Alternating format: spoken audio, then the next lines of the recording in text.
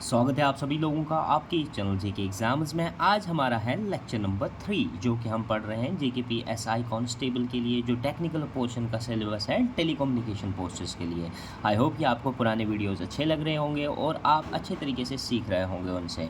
आज का वीडियो शुरू करते हैं और मैं थोड़ा सा आपको बैकग्राउंड में ले जाता हूँ जिससे आपका आज का टॉपिक कंसेप्ट पूरी तरीके से क्लियर हो जाए। सबसे पहले अगर हम बात करेंगे सिलेबस में क्या दिया गया है जो हम पढ़ रहे हैं, तो सिलेबस में हमने जो सिलेबस डिकोड किया है आप उस वीडियो को ज़रूर देखिएगा, उससे आपको बहुत ज़्यादा इन्फॉर्मेशन मिलेगी। नीचे डिस्क्रिप्शन में उसकी लिंक दी गई है। ये वीडियो ख़त्म करने के बाद आप सिलेबस की डिकोडिंग की वीडियो ज़रूर देखिएगा, उससे आपको पूरी तरीके से पता चलेगा कि हमें किस तरीके से पूरे सिलेबस को कवर करना है, किस तरीके से हम उसको टारगेट करने जा रहे हैं। तो फर्स्ट थिंग फर्स्ट, अगर हम सिलेबस में देखेंगे तो यहाँ पर आता है हमारा सिलेबस में जो दिया गया है टॉपिक नंबर 1 वो है रेडियो वेव प्रोपोगेशन और उसका प्रिंसिपल दिया गया है एंड उसके टाइप्स हमें पता करना है। उसके बाद फेडिंग का कॉन्सेप्ट ऑफ फेडिंग दिया गया है। यहाँ पर अगर हम इस चीज़ को देखेंगे तो हमने अभी तक क्या किया है उसका एक रिवीजन देख लेते हैं। सबसे पहले अगर हम बात करेंगे तो हमने बेसिक्स ऑफ वेव पैरामीटर्स पढ़े जिसमें हमने एम्पलीट्यूड वगैरह की चीज़ें सारी की चीज़ें देख ली कि एक वेव में किस तरीके से वो काम करती है। और उसके बाद दूसरा चीज़ जो हमने पढ़ा टाइप्स ऑफ वेव्स पढ़े, उसमें longitudinal wave, transverse wave, electromagnetic wave पढ़ी। उसके बाद हमने इलेक्ट्रोमैग्नेटिक वेव पे थोड़ा डिस्कशन किया। इलेक्ट्रोमैग्नेटिक वेव पे डिस्कशन करने के बाद हम आए रेडियो वेव्स पे, क्योंकि रेडियो वेव एक इलेक्ट्रोमैग्नेटिक वेव है, हमें इससे ज़्यादा ये था इसलिए हमने इलेक्ट्रोमैग्नेटिक वेव्स को डिस्कस किया। इलेक्ट्रोमैग्नेटिक वेव्स के बाद रेडियो वेव्स को हमने क्या देखा, रेडियो वेव्स होती क्या है, रेडियो वेव्स की प्रॉपर्टी क्या होती है, उनकी एप्लीकेशन क्या होती है और प्रिंसिपल ऑफ प्रोपोगेशन किस तरीके से होता है, जहाँ जो आपको पूरी तरीके से पता चल गया होगा कि प्रिंसिपल क्या है। उसके बाद हमने टाइप्स ऑफ रेडियो वेव्स पढ़ने हैं। ये हमारा आज का कॉन्सेप्ट होने वाला है। लेकिन बिफोर स्टार्टिंग दिस कि आपको क्या करना है, आपको सबसे पहले समझना है कि एटमॉस्फेयर क्या होता है।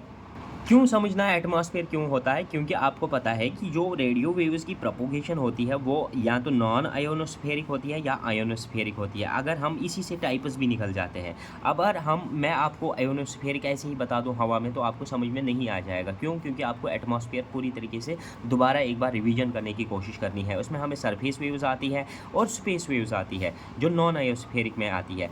अब आयोनोस्फेरिक क्या होती है? स्काई वेव्स होती है, सैटेलाइट होती है और डक्टिंग होती है। ये वेरी एक्सट्रीमली हाई फ्रीक्वेंसी पे होती है, तो ये हमें पढ़ने की कोशिश करनी है। लेकिन before starting that we have to understand the concept of environment. For that I am taking you to the portion of environment. First we will complete environment और उसके लेयर्स वगैरह सारी कुछ करने की कोशिश करते हैं, उसके बाद आपको आगे चलाते हैं। सबसे पहले एटमॉस्फेयर की अगर बात करेंगे तो एटमॉस्फेयर में आपको क्या करना है, एटमॉस्फेयर में आपको समझने की कोशिश करनी है। सबसे पहले स्ट्रक्चर क्या होता है एटमॉस्फेयर में, हमें बेसिकली एटमॉस्फेयर का स्ट्रक्चर समझने की कोशिश करते हैं, जिसमें हमें जो क्लासिफाई किया गया है एटमॉस्फेयर को उसमें हम दो तरीके से स्ट्रक्चर देखते हैं। एक तो फिजिकल स्ट्रक्चर, एक तो केमिकल स्ट्रक्चर। केमिकल स्ट्रक्चर मतलब उसमें किस तरीके से गैसेस होते हैं और कौन से लेयर में कौन सा गैस पाया जाता है। उसमें होमोस्फेरिक होती है, हेटेरोस्फेरिक होती है, तो ये हमें उस तरीके से समझना है। लेकिन ये हमारे काम का चीज़ नहीं है, तो यहाँ पर हम इसको फुल स्टॉप लगा देते हैं, ये हमें पढ़ने की ज़रूरत नहीं है। अब हमें क्या पढ़ना है, फिजिकल स्ट्रक्चर। फिजिकल स्ट्रक्चर में सब लोगों को पता होगा ये हमारा अर्थ है।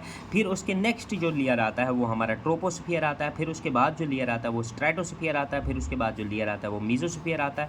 फिर जो आउटर मोस्ट लेयर होता है वो थर्मोस्फियर होता है। ये आपको इसी तरीके से याद रखनी है। ये 1 हो गया, ये 2 हो गया, ये 3 हो गया और ये 4 हो गया। ट्रोपोस्फियर, स्ट्रेटोस्फियर, मीजोस्फियर और थर्मोस्फियर। इन सारे लेयर्स को क्या कहते हैं हम, इन सारे लेयर्स को हम मेजर लेयर्स कहते हैं। अब इन मेजर लेयर्स के बीच में भी कुछ लेयर्स आते हैं, उनको हम ट्रांजिशन लेयर्स कहते हैं। कौन कौन सा आता है सर? सबसे पहले ट्रोपोस्फियर और स्ट्रेटोस्फियर के बीच में एक थिन लेयर ऑफ गैस आता है जो कि आधा उधर आधा इधर होता है, आधा ट्रोपोस्फियर में आधा स्ट्रेटोस्फियर में होता है। थिन लेयर होता है, बहुत ही थिन होता है, एक बाउंड्री टाइप होती है। तो ये एग्जाम में क्वेश्चन भी पूछा जा सकता है। तो इसको हम क्या कहते हैं, ट्रोपोस्फियर और स्ट्रेटोस्फियर के बीच में जो है उसको हम ट्रोपोपाज कहते हैं। ट्रोपोपाज कहते हैं। इसी तरीके से स्ट्रेटोस्फियर और मीजोस्फियर के बीच में लेयर जो होता है वो भी एक बाउंड्री होती है बिटवीन ट्रोपोस्फियर एंड स्ट्रेटोस्फियर, उसको हम स्ट्रेटोपाज कहते हैं।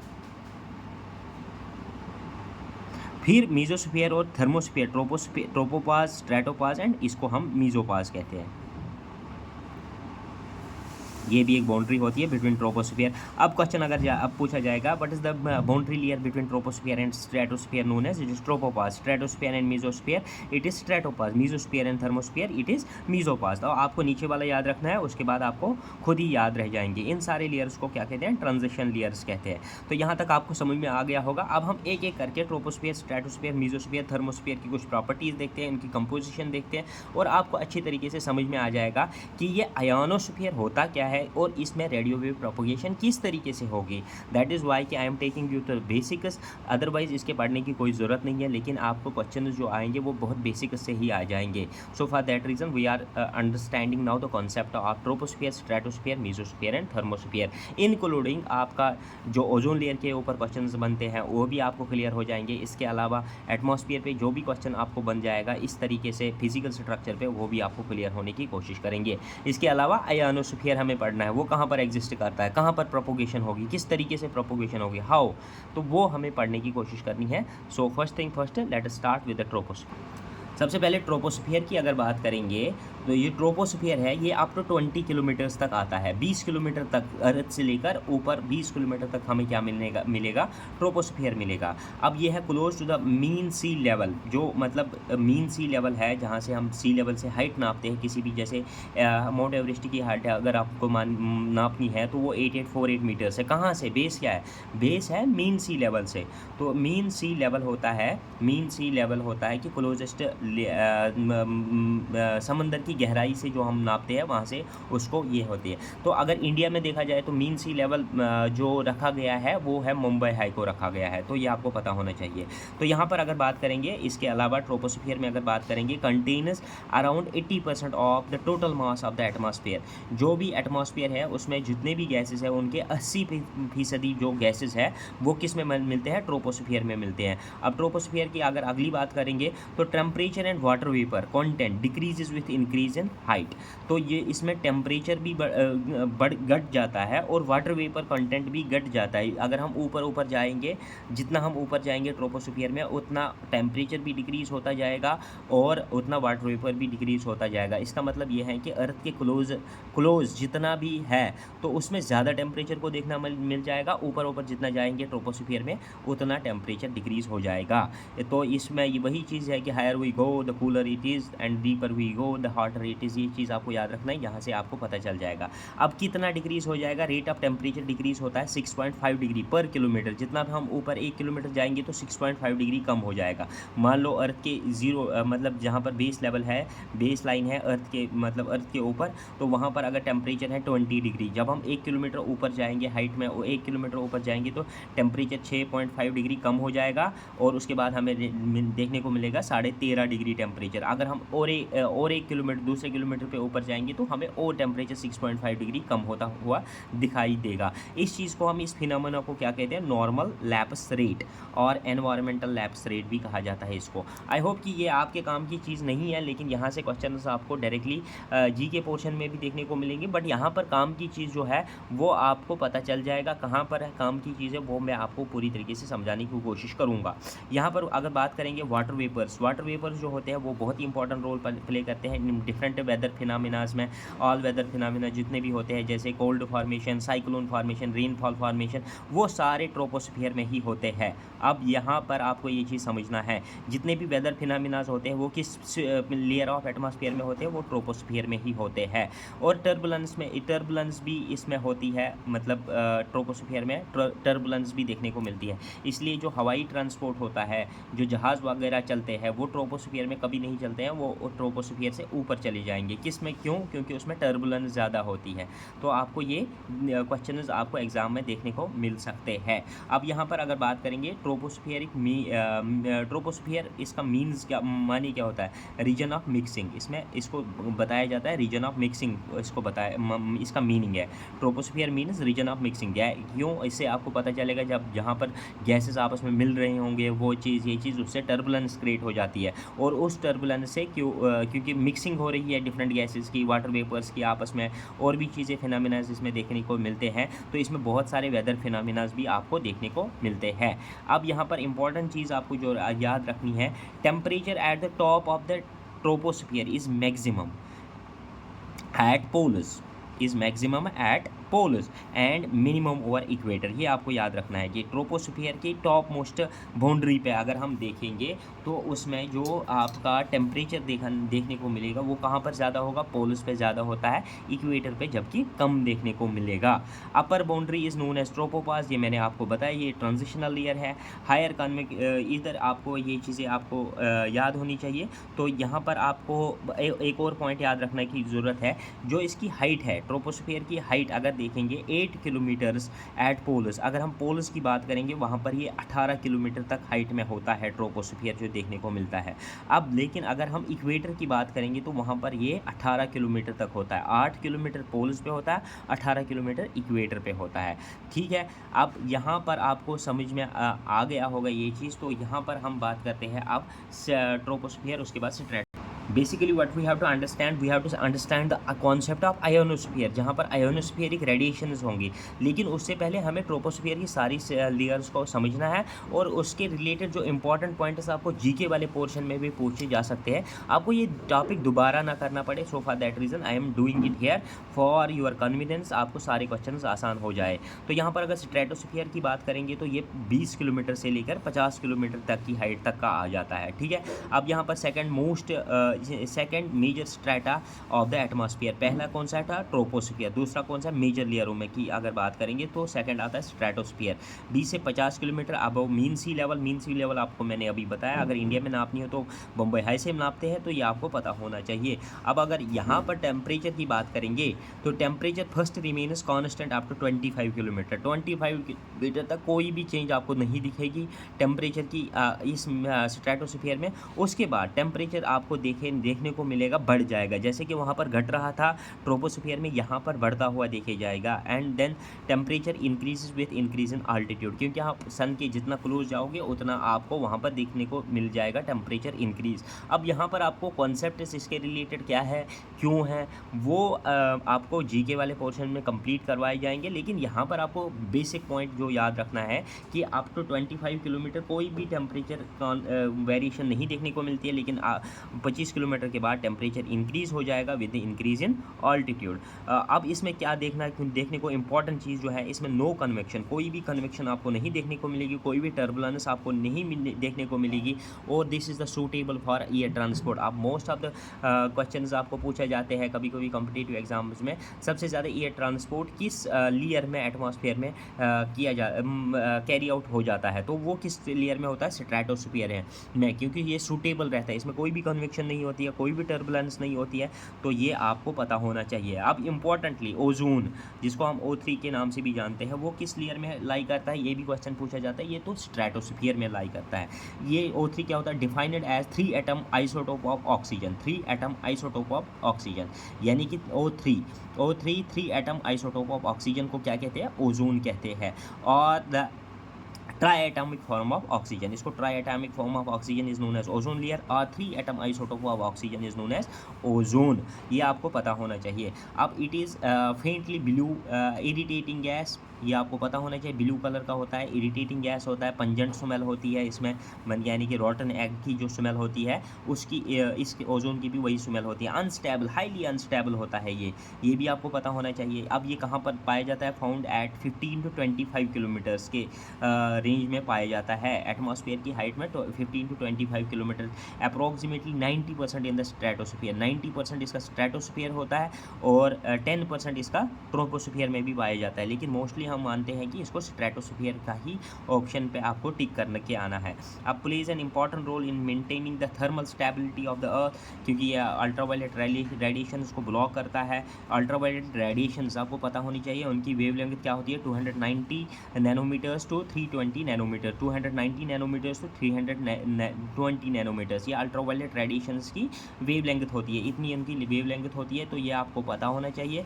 यूवीवी रेडिएशंस जिनको कहते हैं, अल्ट्रावायलेट ब्लू रेडिएशंस, ये आपको पता होना चाहिए।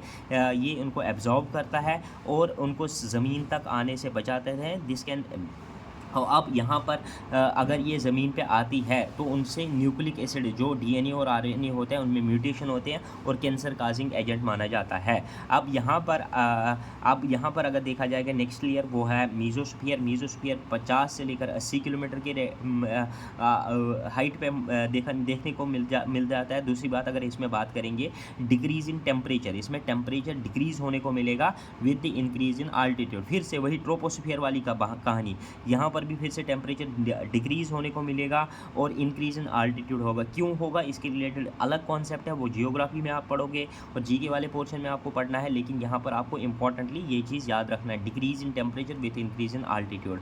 अब ये आपको याद रखना है the coldest temperature in the earth's atmosphere occurs at the top of the mesosphere.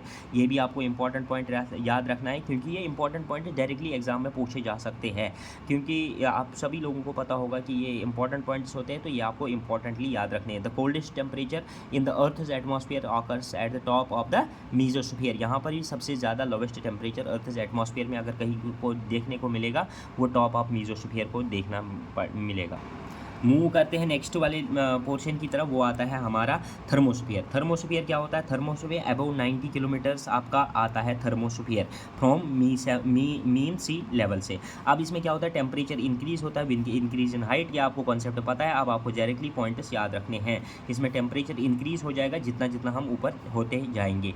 It is separated from mesosphere by mesopause, वो भी आपने पढ़ लिया कि इसमें आती है एक ट्रांजिशन लेयर जिसको मीजोपॉज कहते हैं, वो भी आपको पता होना चाहिए। The hottest layer in the earth's atmosphere, thermosphere क्या होता है? हार्टेस्ट लेयर अर्थ's एटमॉस्फेयर पर कौन सा है? थर्मोस्फीयर है। Above 200 kilometres the temperature becomes independent of altitude. अब जब हम 200 किलोमीटर तक पहुंच जाते हैं, फिर उसके बाद आल्टीट्यूड बढ़े या घटे उससे कोई नहीं फ़र्क पड़ता, उसके बाद टेम्परेचर बढ़ता ही बढ़ता चला जाएगा, क्योंकि हम सन के बहुत क्लोज जाते हुए देख रहे हैं। अब यहाँ पर थर्मोस्फीयर की अगर बात करेंगे, थर्मोस्फीयर में क्या लाई करता है? आयानोस्फीयर लाई करता है। आयानोस्फीयर इसमें एक लेयर होता है और एक्सोस्फीयर इसमें दूसरा लेयर होता है। आयानोस्फीयर और एक्सोस्फीयर, थर्मोस्फीयर में 2 लेयर्स होते हैं, आयानोस्फीयर होता है और एक्सोस्फीयर होता है। अब आयानोस्फीयर की अगर बात करेंगे, ये हमारे लिए बहुत ही ज़्यादा इंपॉर्टेंट रहने वाला है। यूज्ड फॉर रेडियो ट्रांसमिशन, यानी कि रेडियो वेव प्रोपोगेशन के लिए ये यूज़ होता है, वो आपको पता होना चाहिए किस तरीके से वो हम करने जा रहे हैं। ये इंपॉर्टेंट है, इसी चीज़ को समझने के लिए हमने बाकी ट्रोपोस्फीयर, स्ट्रेटोस्फीयर, मीजोस्फीयर, ताकि आपके बेसिक्स क्लियर हो जाए। अब यूज्ड फॉर रेडियो ट्रांसमिशन, अब ये इसमें क्या होता है? इसमें फ्री इलेक्ट्रॉन्स पाए जाते हैं। ये फ्री इलेक्ट्रॉन्स क्या करते हैं? ये फ्री इलेक्ट्रॉन्स रिफ्लेक्शन, रिफ्रैक्शन और स्कैटरिंग करते हैं। किनकी? रेडियो वेव्स की। फॉर एग्जांपल, मैं यहाँ पर अर्थ पे बैठा हूँ, मेरे पास एक एंटीना है, रेडियो ट्रांसमीटर एंटीना है। यहाँ से हमने ऊपर तक की तरफ अपनी रेडियो वेव्स भेजी। जब हमने अर्थ के आयनोस्फीयर में पहुँचे, यानी कि थर्मोस्फीयर में पहुँचे, थर्मोस्फीयर में आयनोस्फीयर देखने को मिलेगा।